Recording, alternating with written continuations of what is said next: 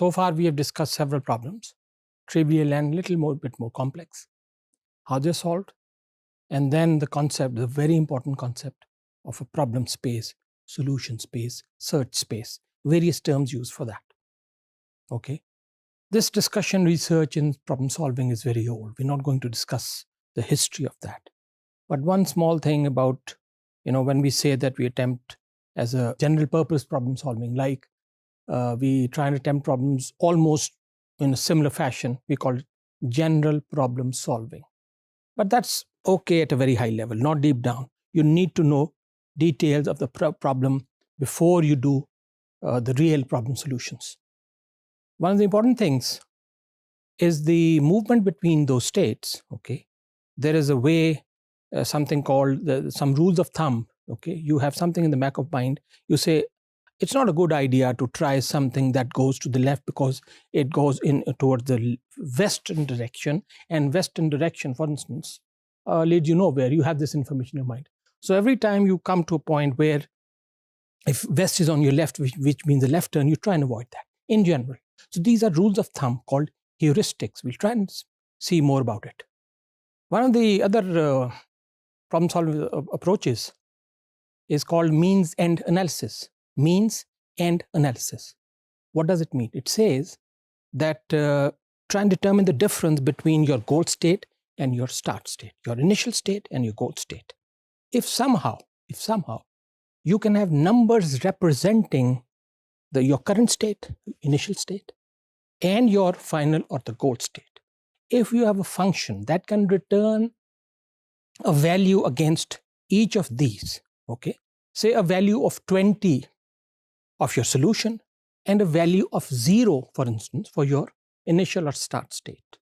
Then if you apply those two function values, you try and determine the difference between. So 20 here and a 0 here, and the difference is 20. So what means end analysis, and further steps down the road, which we're not going to discuss, tells you that you're 20 steps away, so to speak, okay, from your goal.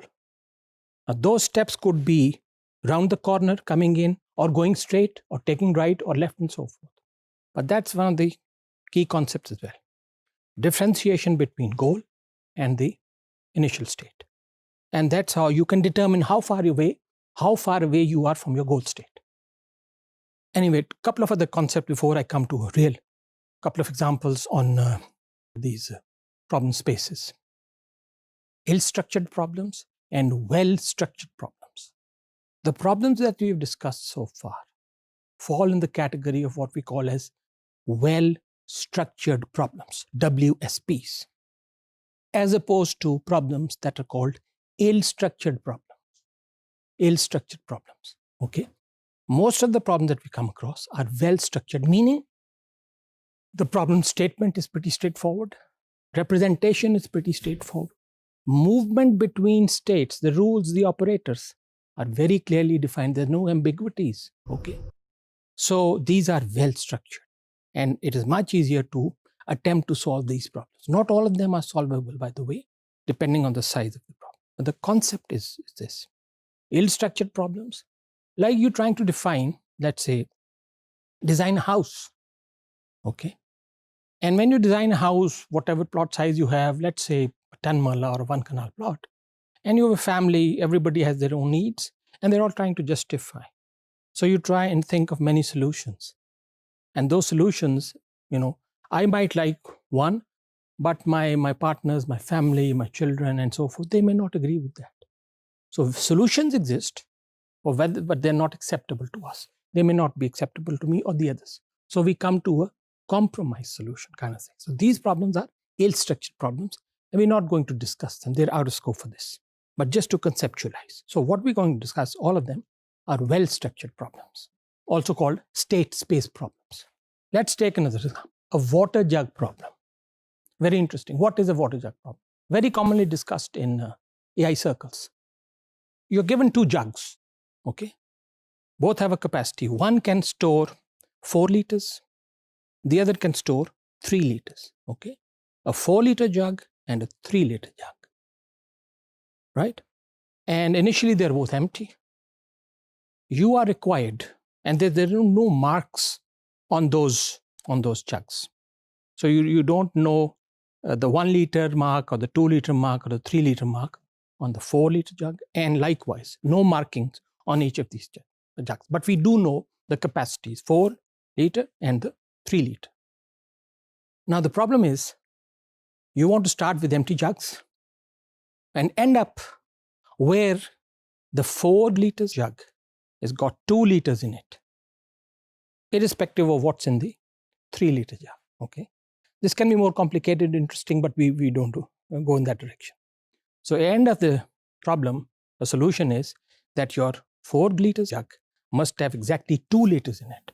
There's no measurement, but without measurement you can still confirm 100% that this is only 2 liters, right? So that's in a way it is a trivial problem. So what we've done is we represented these things in the form of a graph or representation. As you can see, what we have are 2 jugs. As you can see, on the left is 4 liters, the 3 liters jug on the right, both empty to begin with. And then we've also represented the final state, 2 liters on the left and X liters, whatever it is, on the right. We're not concerned about what's in the 3 liter jug. So in the diagram, you see 2 jugs. The 4 liters jug is on the left and the 3 liters jug is on the right. Now, let's start with the initial state. The initial state, as you can see, both jugs are empty, shown by 0, 0 or whatever. Now, what is our options? We have several options. What we can do, since there are no marks on each of these, so we can't fill up the 4 liters jug, let's say up to 2 liters. No, we can't do that. So one of the constraints, the implicit constraints, not given there, is we can either fill it up completely with 4 liters or it is 0, nothing else. Likewise for the 3 liters, right? You can either fill it up completely or empty completely. You can't leave, fluid in there knowing this is some value. That won't work. So you have 3 options: filling up the 4 liters jug, or filling up the 3 liters jug completely, or, for example, filling up whichever one you do. So 3 options that you have. Let's take one option. You fill up the 4 liters jug. Now, mind you, this is not the only solution. There may be several solutions, but let's just take and see if it works. So you fill up the 4 liters jug completely, right? There's no other option that you have. And that is that state represented here, as you can see highlighted. So that's your first step. Now, you are there. That's your new state. From that new state, you once again have a number of options. You have 3 options, okay? You have filled up the 4. Let's fill up the 3 liters jug, all right? Or empty the 4 liters and maybe put it in 3 liters jug or throw it away, and then make it 1 or 3 and so forth. So from your current state, which is 4, 0, you can go to the following states as represented here. And let's select one of them. We select the one on the right, which is that we empty the 4 liters jug into the 3 liters jug. So instead of putting it outside and throwing the fluid away, you move the 4 liters jug, and the 3 one can only take 3. So now, since you moved the 4 liters jug into 3, you're left with 1 in 4 liters, and the 3 liters jug is now at 3 liters, and that's what it is, represented by 1 in 3. That's the next state. Now in this state, what options do we have? 4, 3 on the left, 0, 3, 1, 0, 4, 0. Each one of them, there are, let's say, 4 options that we have, or a number of options that we have. Once again, you have various options. These numbers below give the state of each jug: 4, 0, or 1, 3, or 0, 0, or 0, 1. From that current state, you choose 0, 1. That's up to you. In this 0, 1, what you have done is, you know that 4 liters jug has got 1 liter, move that to the 3 liters jug. So now you see 4 is 0, 3 is 1. Now, I think I must also mention that each of these states, right, the tester, remember the word tester, the solution tester, that's in our mind at the moment. By visually looking at these, we can know whether it's a solution or not. In computing, if we were to do it, if we were to program this problem, we would have a function tester which would actually check each of these and tell us whether we have reached a solution or not. Okay, so here the tester in our mind is a visual tester. I hope that makes sense. Okay, so now we have this situation. Once again, 3 or 4 options: 41, 03, 0010. Let's select one.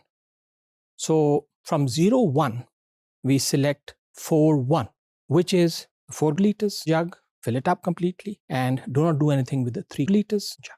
That's the next state. Now, once again, we have various options. We have 43, 01, 40, and 23. Okay, so our current position is a 4-1 state, as we've seen. Various options available. And we can see one with a goal in it. And how do we get there? Our solution tester and our mind tells us this is a solution. How do we do that? What we've done is by moving whatever is in the 4 liters jug into the 3 liters jug. A 3 liters jug can only hold 3 liters. It already has 1 in it. So if we move from the 4 to the 3, it'll only take away 2 liters and fill up the 3 liters jug completely, and 4 is left with 2 liters, and we are absolutely sure about it. We don't need to actually measure it. So that's how we solve these problems using problem space and search. I hope this was interesting. Thank you very much.